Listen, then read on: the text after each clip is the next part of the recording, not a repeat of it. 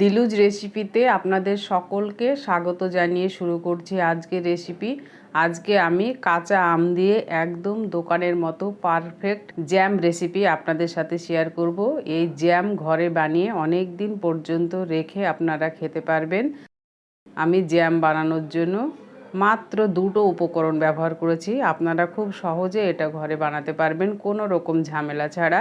Jam বানানোর জন্য এখানে আমি দুটো কাঁচা আম নিয়ে নিয়েছি। আম দুটোকে আমি আগে থেকে ধুয়ে নিয়েছি। এবার আমের খোসাগুলোকে ছাড়িয়ে নেব। আমি ছুরি দিয়ে আমের খোসাগুলোকে ছাড়িয়ে নিচ্ছি, আপনারা বটি দিয়ে ছাড়িয়ে নিতে পারবেন। দেখুন, খোসাগুলোকে একদম ভালো করে নিট করে ছাড়িয়ে নিতে হবে। আমগুলোতে একটু আটি হয়ে গেছে, তাই আমি বটি দিয়ে আমটাকে কেটে নিয়েছি। এবার আমি ছুরি দিয়ে স্লাইস করে পিস করে নিচ্ছি। আপনারা যে কোনো শেপের কেটে নিতে পারবেন। দেখুন, আমগুলোকে কেটে নেওয়া হয়ে গেছে। এবার সেদ্ধ করার জন্য আমগুলোকে দিয়ে দিলাম।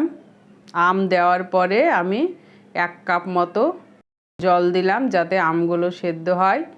এবার গ্যাসের ফ্লেমটা অন করে একটা ঢাকা দিয়ে ঢেকে দিলাম। 5 মিনিট পরে ঢাকাটা তুলে চলুন দেখি আমগুলো সেদ্ধ হয়েছে কিনা।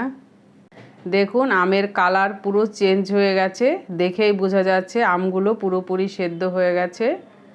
এবার আমগুলোকে নামিয়ে আমি ঠান্ডা করে নেব।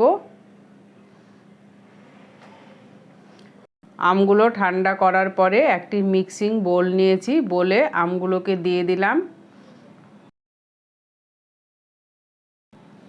দিয়ে পেস্ট করে নিব। পেস্টটা একদম মসৃণভাবে করে নিতে হবে। আর যদি কোনো আমের মধ্যে ছিবড়া থাকে মনে হয়, তাহলে পেস্টটাকে একটু ছাঁকনি দিয়ে ছেঁকে নেবেন।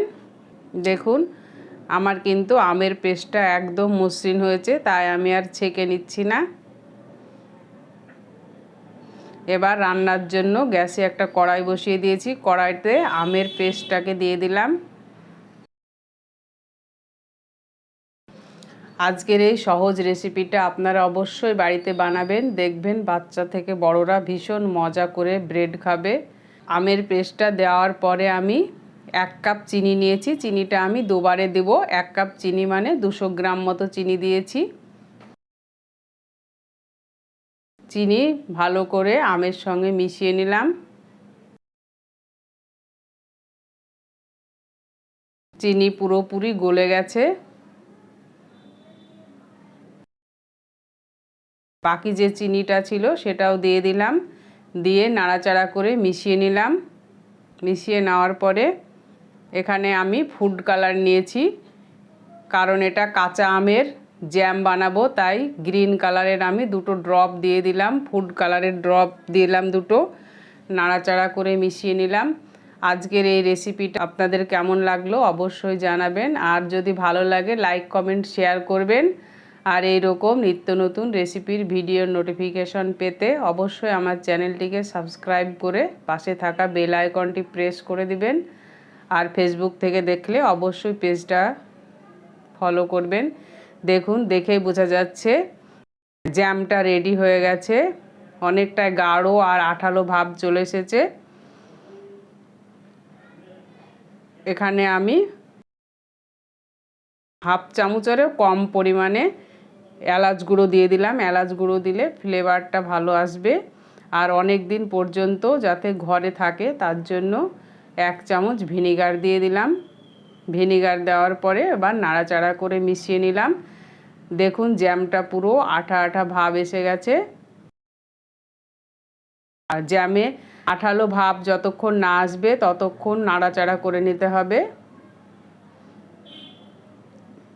দেখুন, হাত দিয়ে একটু চেক করে নেবেন যাতে এরকম আঠা আঠা ভাব আসে। আমার কিন্তু জ্যামটা পুরো আঠালো ভাব এসে গেছে। এবার আমি গ্যাসের ফ্লেমটা অফ করে দিব। ঠান্ডা হওয়ার পরে একটা বাটিতে উঠিয়ে নিচ্ছি। আপনারা এইভাবে জ্যাম বানিয়ে যে কোনো কাচের বয়মে ভরে সংরক্ষণ করতে পারবেন। আমি একটা কাচের বাটি নিয়েছি, বাটিটাই উঠিয়ে নিচ্ছি। দেখুন, পুরো জ্যামটাকে উঠিয়ে নিয়েছি। এবার এটাকে আমি 2 ঘন্টার জন্য ঠান্ডা হতে রেখে দেব। যে কোনো বাইরের টেম্পারেচারে রাখলেও দেখবেন জ্যামটা গাঢ় হয়ে যাবে।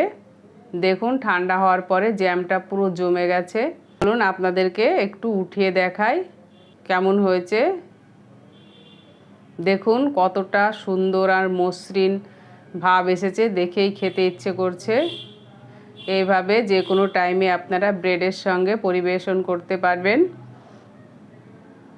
কোনো রকম ঝামেলা ছাড়া। এই রেসিপিটা আপনারা মাত্র 2টো উপকরণে ঘরে বানিয়ে নেবেন। আর আজকের রেসিপিটা তাহলে এই পর্যন্তই। দেখা হবে পরের নতুন কোনো রেসিপির ভিডিওতে। ততদিনে সকলে ভালো থাকবেন, সুস্থ থাকবেন। Thank you.